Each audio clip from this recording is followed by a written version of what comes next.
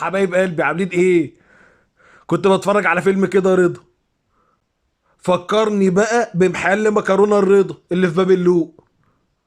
طب اعمل ايه؟ انا بنام احلم بالاكل. رحت انا وصاحبي وطلبت مكرونه بشاميل بالكبده الاسكندراني، وهو طلب مكرونه بشاميل بالفراخ البانيه. طبعا الطلبات بينزل معاها المخلل وويسكي الصالحين والسلطه. بينزل لي ازازه ميه معدنيه برضه. وانا ما مدتش ايدي عليها ليه؟ ازازه منكر بالنسبه لي. يلا ندوق الكبده مع بعضينا، بسم الله. اديها 6 من 10. طب ما ندوق البانيه بقى. الله، امال انا جايب اصحابي ليه؟ طب تصدقوا بقى ان البانيه جامد؟ لا، البانيه ده سكر خالص خالص ومتبلينه تتبيله زي الفل. 9 من 10. وبالنسبه للمكرونه البشاميل نفسها، طبقه البشاميل صغيره. ليه كده يا عم رضا؟ خمنوا في الكومنت سعر الطبق كام. يلا سلام واشوفكم في حلقه جديده.